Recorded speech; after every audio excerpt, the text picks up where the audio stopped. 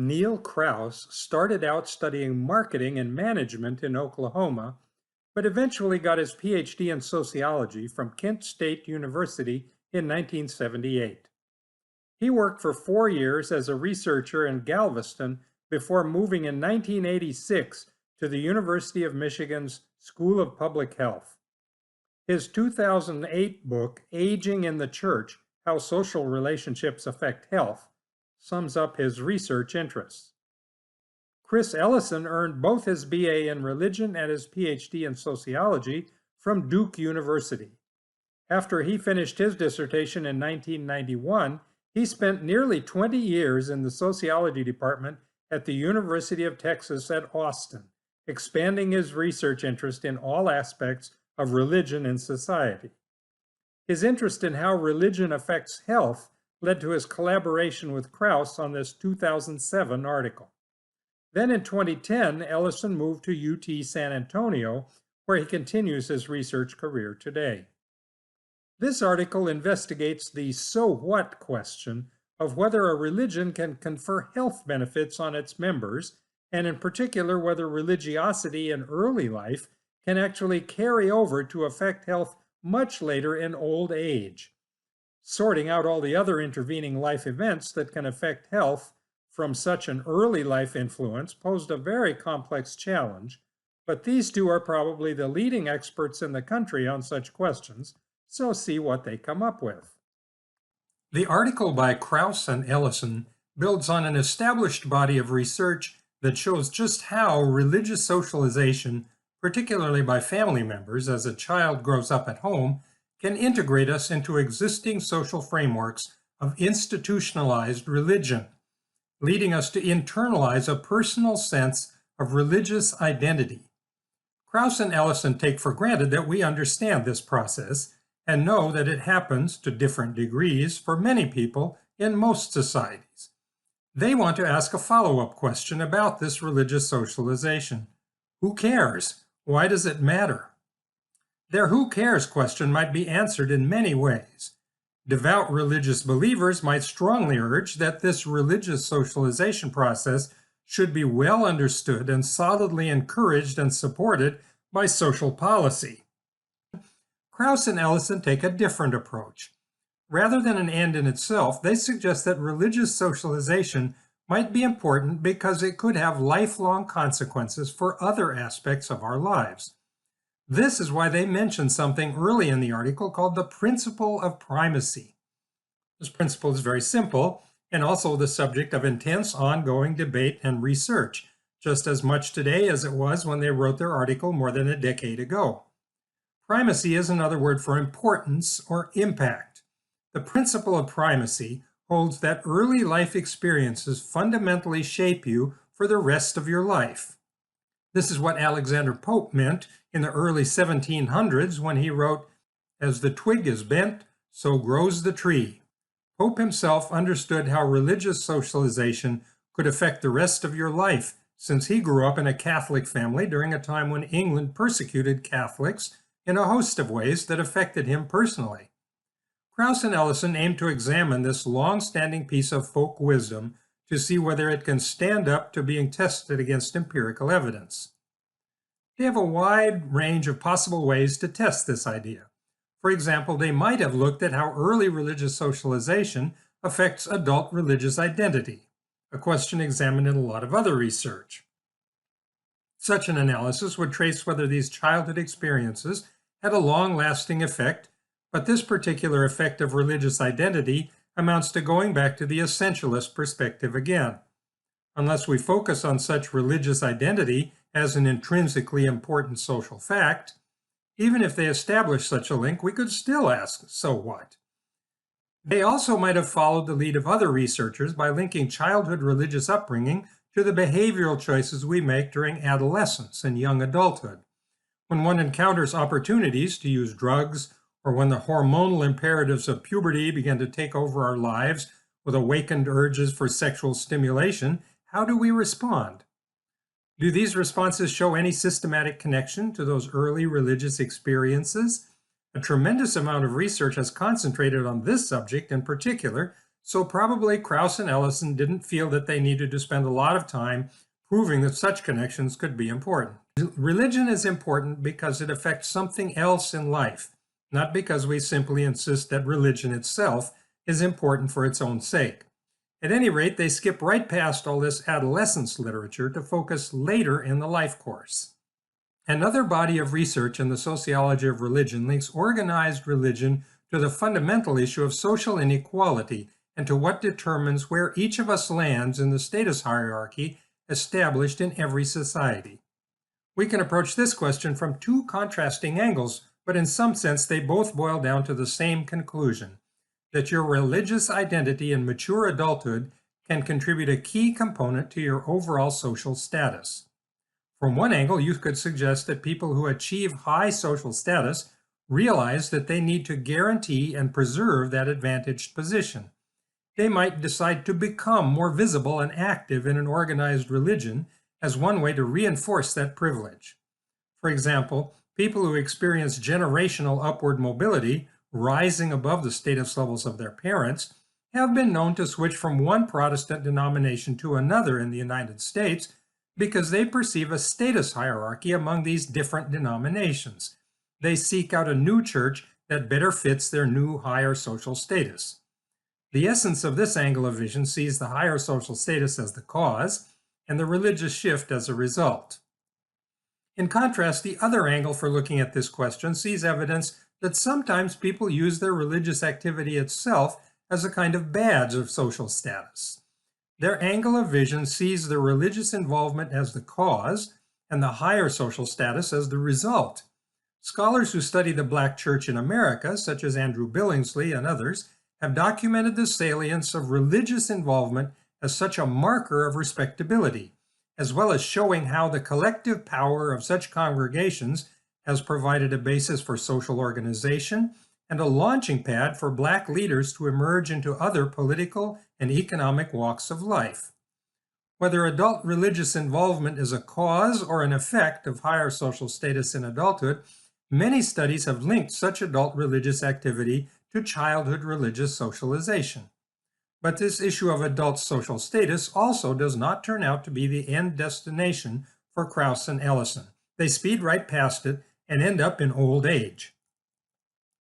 Although more and more of our criteria for measuring whether we have a good life seem to be drifting toward the magnetic pole of measures of physical and mental health, nowhere is this more important than when we reach old age. The psychologist Erik Erikson famously divided our lifespan into 8 stages, with the 8th and final stage occurring in old age. For Erikson, each stage of life is marked by a fundamental question that we tend to ask ourselves at that point. In old age, he speculated, the fundamental question becomes a sort of summary of life question. What have I done with my life? Have I been successful? What does success mean anyway? Have I made the world a better place? Have I made myself into a good person? Have I done the right things? Positive answers to such questions give us a feeling of integrity, of satisfaction, peace, and contentment. Negative answers to such questions give us a feeling of despair, of failure, guilt, and shame. Nobody wants to think that life has been wasted, or even worse, that you've made a mess of your life and damaged the lives of others around you. That's not the way we want to bring down the curtain on the final act of our play. We all want a happy ending. Yet, if you survive to a ripe old age, almost inescapably you'll begin to lose some of your most precious social roles and connections. The most significant other people in your personal life begin to disappear around you, leaving your social networks in sad shreds and tatters. Infirmities of many kinds begin to hamper or even destroy your ability to continue key social interactions that provided the basis for your status in the community, not to mention your feeling of self-worth. Gerontologists have studied this process intensively for decades, debating whether this process of disengagement from so many of your adult social roles and connections is a good thing that should be encouraged as a normal part of aging, or a dangerous threat to your sense of self and your life satisfaction. In this midst of this general climate of role erosion, Krause and Ellison point out that a strong religious identity developed cumulatively over a lifetime that might have started even in childhood, can remain as an intact anchor for your sense of self-worth and also for your connections to other people around you. So this is their target for research. They want to know whether they can trace the impact of childhood religious socialization all the way through the whole life course, from your earliest childhood years to your hopefully eventual years in old age. They want to know whether such childhood religious socialization makes you a happier, more satisfied person when you get old. All they have to do is figure out a way to test for this link with actual empirical evidence. To see how Krause and Ellison make a connection between religious experiences in the earliest years of life on one hand and life satisfaction outcomes in the final oldest ages of life on the other, we'll follow the chain of their logic one step at a time and see how they thread everything together. They begin with a national sample of 1,500 older Americans taken from the roster of Medicare and Medicaid beneficiaries, who were then interviewed in 2001 by the commercial survey firm of Harris Interactive, a group that does all kinds of other polling of the American public. Additional interviews followed up with these people in 2004 and 2007. These interviews covered a wide range of subjects that gave Krause and Ellison enough information to piece together the chain of connections over the life course, leading from childhood to old age. The logical starting point for this chain of connections begins with what the older respondents told the interviewers about their childhoods, and in particular, about the religious training provided by their parents. Questions about those early years asked how often their parents had them go to church, pray, and read the Bible, and how often the parents talked about religion as a guide to good behavior and attitudes in life. This could be a little tricky because parents might mean different situations to different people. One person might have grown up with a single mother, while another might have lived with a father and a stepmother, or with both natural parents. Their measures had to take account of these variations and to try to make a consistent measure across different kinds of households. They wind up with a numerical scale measure based on a combination of the answers about mothers and/or fathers, including information about all four of the different aspects of religious socialization: attending church, praying, reading the Bible, and talking about religion as a guide to everyday life. We ought to note that these specific questions are most appropriate to the role of the Christian religion in life in particular. Some other religions don't call their gatherings church, and they don't read the Bible. So Krause and Ellison decided to leave out any older Americans who reported some other religious background, such as being Jewish, Muslim, Hindu, Buddhist, or some other non-Christian religion. The measure of childhood religious socialization experiences forms the first link in their causal chain. Next, they trace the connection between these early life experiences and the behavioral results for the older respondents. Just because your parents tell you to do something does not guarantee that this is how you'll turn out to actually live your life. Krause and Ellison want to know whether any of those early lessons actually sank in. 2 questions in the interviews allow them to measure this. Respondents reported how often they actually attended church now, all these years after they got the parental advice. People who reported being in church more than once a week got high scores. These are the people you may know from your own religious experiences who can find any excuse to run over to the church, the people who will dwell in the house of the Lord forever right now this week. The people who said never got the lowest scores. A similar question asked how often the respondent engaged in private prayer, again with the highest score for several times a day and the lowest score for never. This link in the chain, when compared to the first one, is meant to find out whether all that parental advice bore any fruit. Do people with the most encouraging parents turn out to be the most observant Christians some decades later? On the other hand, it might turn out that when people assert themselves and try to become independent adults, they reject parental controls and do whatever they were told not to do. They might throw out the religious baby with the adolescent rebellion bathwater and never look back. But just going to church a lot does not always mean that you're a deeply religious person. There may be lots of other reasons why an older person might go to church all the time: seeing friends, maintaining the right public image and respectability, and so on. Some deeply religious older people also might not go to church often simply because they have health problems that make it hard to get out and get to the church. Private prayer might be a different matter, but the next link in the chain constructed by Krause and Ellison comes from two questions about religious commitment. How strongly did respondents agree or disagree with two statements? One was, "My faith shapes how I think and act each and every day," and the other was, "I try hard to carry my religious beliefs over into all my other dealings in life." They start with the logical hypothesis that the people who pray and go to church the most are also most likely to strongly agree with these statements about religious commitment, but they don't just assume that this is true. They want to test whether it is actually true or not. Finally, they look around for a measure of life satisfaction in old age that might realistically be linked to religiosity instilled by one's parents. Although physical health is a crucial feature, particularly in old age, this would not be a good choice because people with serious health issues might turn it to religion for hope and comfort, and then the health outcome would be the cause rather than the result of the religious commitment. Instead, Krause and Ellison look at a psychological measure of well-being, the self-esteem of these older respondents, based on agreeing with three statements. I am a person of worth, I have a number of good qualities, and I have a positive attitude toward myself. These questions provide the punchline for this article. Does being religious make you feel better about yourself? That's the fundamental question they want to answer.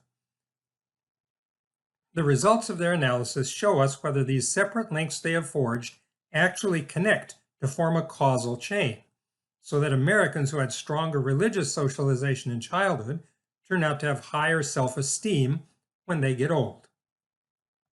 Now it's time for the moment of truth to see whether any of the connections that Krause and Ellison have speculated about do link up and transmit the childhood religious socialization of people all the way to the other end of their lives. They present their findings in Table 3 of the article, with a lot of numbers showing how strongly each link of their chain connects to the others. Actually, before we can start following that chain, we have to step back and recognize that there really could be a lot of other things besides religion that might predict how much self-esteem you or I will feel in old age. These other things appear as the first four items listed on the left side of Table 3: age, sex, education, and race. First, not everybody in the Medicare Medicaid registry is the same age. Some people just turned 65 and registered the day before the survey, while others may already be in their 90s, and that could make a difference for your sense of self-esteem. For this reason, we need to take age into account. All through life, we know that men often have some kind of magic man mirror in which they see themselves, and no matter what a mess they may have made of themselves and on their lives, they often report higher self-esteem than do women. It's one of life's enduring puzzles, but because of it, we need to take account also of whether the respondent was a man or a woman. People with more education may also have higher self-esteem for many different reasons, and Krause and Ellison consider this as a control measure as well. And finally, they point out in the article that most previous research has worked mainly with white respondents, so they also wanted to include race as a consideration that might affect self-esteem scores. Taking these background factors into effect, we actually start out with them first and see how they might be related to the childhood religious socialization measures. After all, if one or more of these factors were really strongly linked to parental interactions, that factor might be the real explanation of later outcomes rather than the parental interactions themselves. And although it turns out that neither age, nor sex, nor education predict any significant differences in parental practices, there is one really important correlation here. The only two race groups considered were white and black. All others were excluded from the study. The big negative coefficient for race in the first column of Table 3 means that older white respondents reported parents who did a lot less promoting of religion than was reported by black respondents. Childhood religious socialization was much stronger for black than for white respondents in this survey. The next two columns of Table 3 show what predicts church attendance and private prayer, and the results seem reassuringly to be what we might expect. Only education among our original controls predicts significantly more church attendance, And this could simply be because more educated older people have maintained better health, so it's easier to get to church. With parental influence also in the mix, race no longer has a significant separate effect on going to church. Both being male and being white predict less private prayer. White males don't feel the need to pray as much. You may have a number of ideas why this might be true. But the important story in these two columns of Table 3 appears as the large positive values with lots of stars for statistical significance that we find in the last row of both columns. Stronger scores for the parental encouragement score turns out really to predict that older adults will continue to go and pray more often. These old people are still listening to their parents all those years later. The third link in the chain concerns whether the people who are more active practicing Christians also express a stronger sense of religious meaning and commitment in their lives. This link seems like a pretty good bet even without looking at evidence, but that's not the way sociologists work. They want to see that even a pretty good bet actually pays off when you roll the dice of empirical research. This fourth column of the table, predicting who is more likely to express such religious commitment, is particularly interesting because none of the original 4 background measures have anything significant to do with it, but all of the links of our chain do turn out to be strongly supported. Being female or highly educated or black doesn't matter any longer once you get the chain of factors from childhood on into the picture. This chain tells the whole story. Both going to church and private prayer strongly increase the chances that you'll also say religion is an important factor in your personal life. In fact, over and above these strong positive effects of religious practice, the long-term effect of parental socialization is also still adding its own separate influence to more religious commitment. These turn out to be the things that matter for adult religious commitment. But of course, since race and sex and so on did influence these earlier links in the chain, they do continue to have an indirect influence through those links on commitment as well. Finally, when we get to the punchline of this study, in the last column of Table 3, we see lots of stars and big numbers again for all the earlier links in the chain, except for personal prayer. Apparently, people with higher self-esteem don't need to pray as much. All the other links of the chain predict significantly higher self-esteem among older adults. Not only does childhood religious socialization continue directly to predict more self-esteem, even after we also include all the other links along with it, but we must remember that these same childhood experiences also strongly predicted more positive outcomes for each intermediate link itself. At every step of the way, those childhood experiences keep on going like a religious Energizer bunny. When I see these results, I'm reminded of holding an ice cube tray under the water tap. The water runs into the first space in the tray and then spills down to more and more of the ice cube spaces. At the same time, water from those spaces higher up also overflows and runs down into the lower ones. In this case, childhood religious socialization is the water from the tap, and these links in the logical chain forged by Krause and Ellison are the spaces in the ice cube tray. So in the words of the old folk song, parents, teach your children well.